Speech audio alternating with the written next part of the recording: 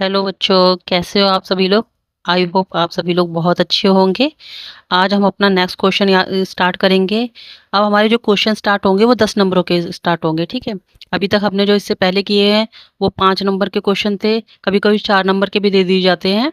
आज हम करेंगे 10 नंबर वाले क्वेश्चन, ठीक है। तो जो पहला क्वेश्चन हमारा है, मानव अधिकारों और सारभूत स्वतंत्रताओं को संबोधित करने में यूरोपीय अभिसमय एक महत्वपूर्ण साधन है, विवेचना कीजिए।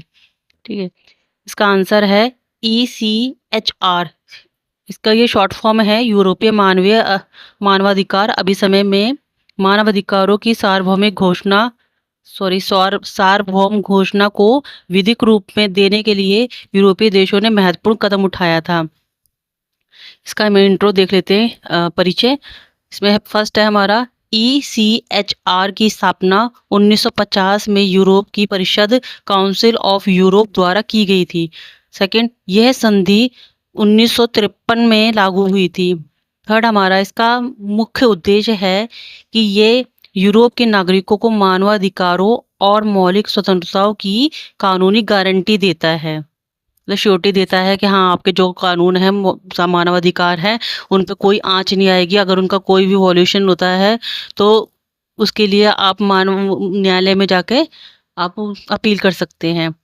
सेकंड है, यूरोपीय मानवाधिकार अभिसमय कब और क्यों स्थापित की गई थी। मानवाधिकारों की सार्वभौम घोषणा को एक विधिक रूप देने में यूरोपीय देशों ने महत्वपूर्ण कदम उठाया है। यूरोपीय कांग्रेस द्वारा स्थापित यूरोपीय परिषद के स्टैट्यूट में यह सिद्धांत प्रतिपादित किया गया है कि मानव अधिकारों को बनाए रखना और उनकी वृद्धि करना यूरोपीय एकता को प्राप्त करने के साधनों में से एक है। मतलब समय समय पर जैसे जैसे हम वर्तमान युग में जितनी ज़रूरत है उतने ही हमारे मानवाधिकार हैं। आने वाले टाइम पर हमारे अधिकार बढ़ भी सकते हैं, जिस हिसाब से हमारी जो स्थिति है वो इम्प्रूव हो रही है टेक्नोलॉजी के अकॉर्डिंग, तो इसके हिसाब से आगे हमारे अधिकार है वो डेवलप हो सकते हैं। इसलिए इसमें परिषद में विचार विमर्श के फलस्वरूप मानव अधिकारों के बारे में यूरोपीय अभिसमय को रोम में 4 नवंबर 1950 को स्वीकार किया गया, जिसे 3 सितंबर 1953 को लागू किया गया था। अभिसमय को 22 राज्यों ने अनुसमर्थन प्रदान किया था। अभिसमय में 66 अनुच्छेद हैं और इसमें 5 भागों में विभाजित किया गया है। इस अभिसमय के सेकंड प्रोटोकॉल हैं, 11 प्रोटोकॉल हैं। यूरोपीय अभिसमय के अंतर्गत अधिकार और स्वतंत्रताएं, राइट ऑफ फ्रीडम अंडर यूरोपीय कन्वेंशन, वे अधिकार जिनको मानव अधिकारों के बारे में यूरोपीय अभिसमय में मान्यता दी गई है। अभिसमय के प्रथम भाग अनुच्छेद 2 से 18 और अभिसमय के चौथे प्रोटोकॉल में उपवर्णित किए गए हैं।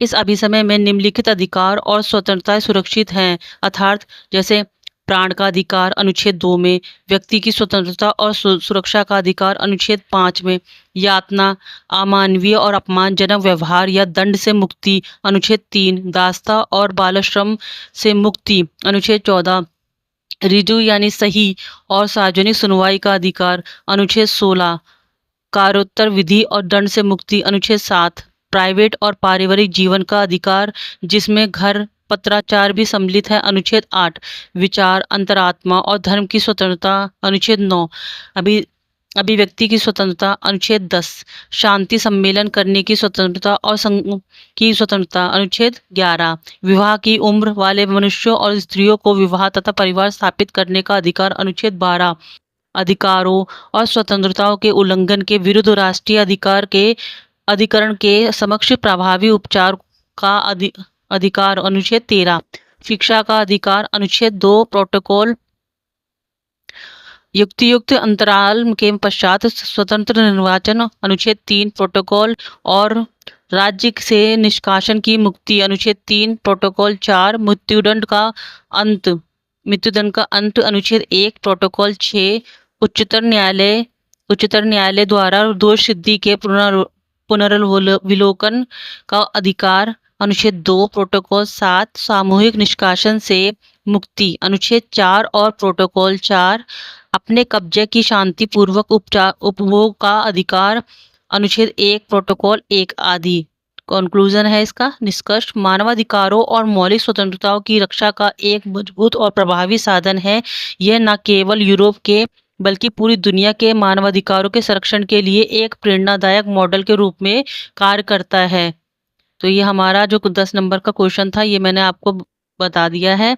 ये मैंने जो भी लिखा है ये अपने आप ही लिखा है।